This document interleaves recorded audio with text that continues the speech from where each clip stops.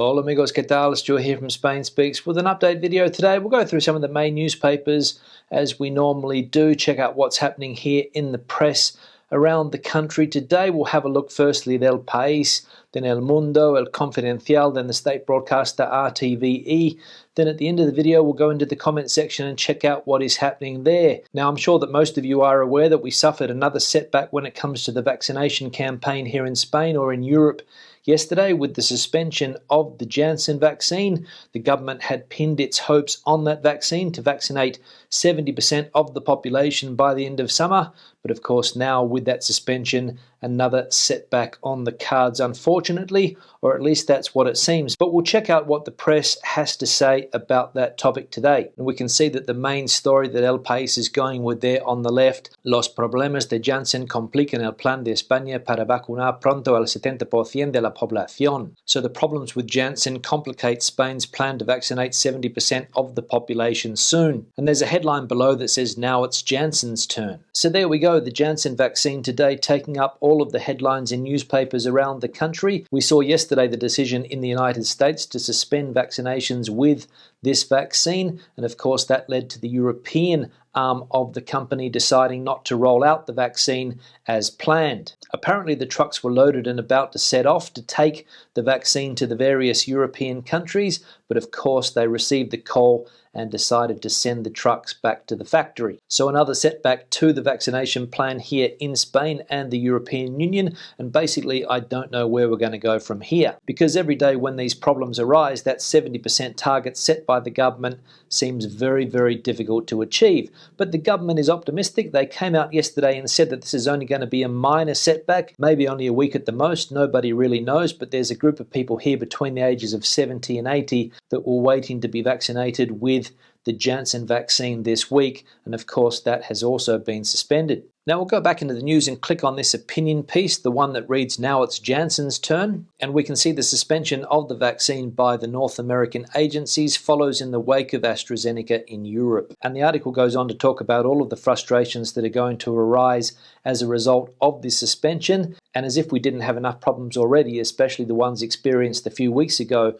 with AstraZeneca and the fiasco that was the AstraZeneca situation here in Spain and Europe. So let's hope history doesn't repeat itself with the Janssen vaccine now. Now we'll go back into El País and we'll have a look at the main article they're going with here on the right, and the headline reads, "Why the blood clots after the AstraZeneca and Janssen vaccines affecting women more than men." And just below it says several factors can explain the appearance of the blood clots.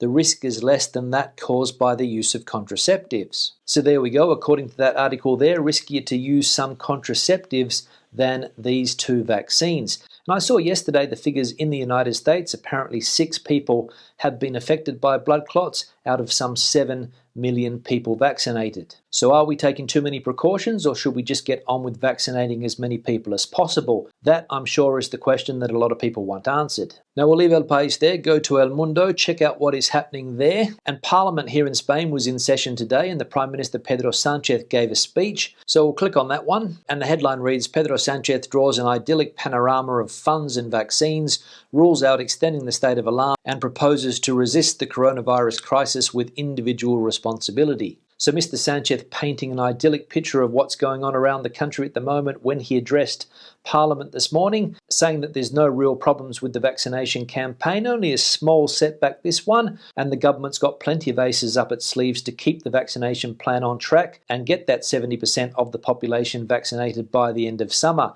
And he's also very buoyant when it comes to those European funds, that 140 billion euros of European money which Spain is expecting. And I think he said yesterday that with that money, Spain is going to be transformed. So good to see that at least one person here in Spain is optimistic about the future. Now we'll leave El Mundo there, go to El Confidencial, check out what's happening there. We'll have a look at recent data about the vaccination campaign here in Spain. As we can see here, 6.61% of the population have completed their vaccinations. We'll have a look at some of the autonomous communities here in Spain, starting with Andalusia. They have managed to get 6.42% of the population down there vaccinated. In the Balearic Islands, the figure drops to 4.86%. In Catalonia, it's 5.89%. And in the Valencian community, it's 5.67%. And on the graph on the right, we can see that there's a slight upturn in COVID COVID-19 cases at the moment in Spain. Now we'll have a look at this article here about another thing that Pedro Sánchez said this morning in the Parliament about the rent moratorium. And the headline reads that Prime Minister Sánchez announced this morning the extension of the moratorium on evictions and rents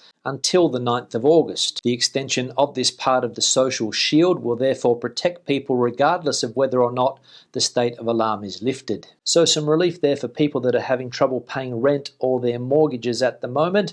The Prime Minister announcing that moratorium, which began last year, will continue until the 9th of August. Now we'll leave El Confidencial, go to RTVE, the state broadcaster, see what is happening there. The main news story on the left talking about the vaccination plan setback. And there's an article here about the health crisis and where people here in Spain think that we are at when it comes to the pandemic.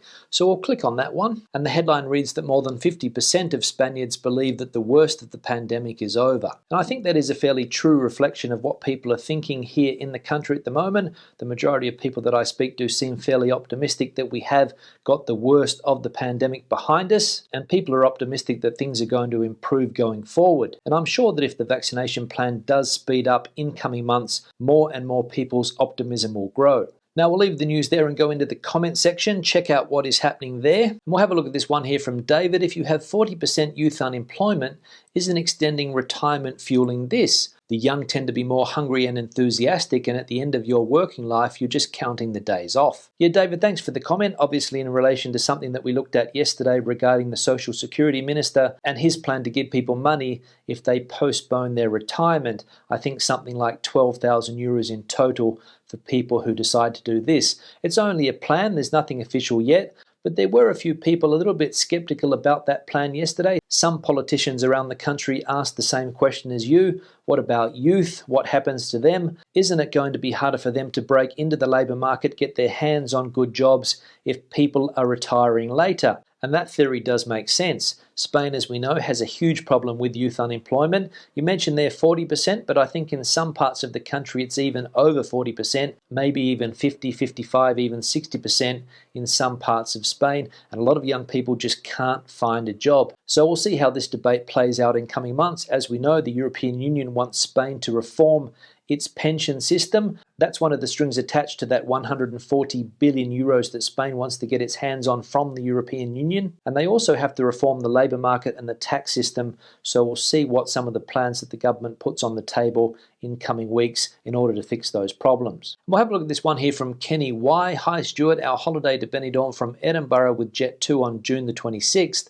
has just been cancelled today. With the Janssen vaccine now being suspended in Europe, it doesn't look like the Brits will be back in Spain anytime soon. Yeah, Kenny, thanks for the comment and sorry to see that your flight has been cancelled. We mentioned this last week, the fact that Jet2 had decided to cancel, suspend or postpone whatever they're doing flights to some of the popular holiday destinations in Europe, places like Benidorm, other parts of the country as well, and a lot of people have had their plans turned upside down. I've mentioned here recently on a few occasions that places like Benidorm are desperate to get British tourism back down there, and of course with setbacks like flights being cancelled, and of course the recent hiccups in the vaccination campaign here in Spain because of the AstraZeneca and Janssen vaccines, we could think that the future is not looking too bright for tourism here in Spain in 2021. But as we saw earlier in the video, the Prime Minister here in Spain, Mr. Sánchez, is still optimistic. He's still painting a positive picture of the country. I know the Tourism Minister is also keen for foreign tourism to start up as soon as possible. So I think we're just going to have to wait and see if things improve here in Spain and the European Union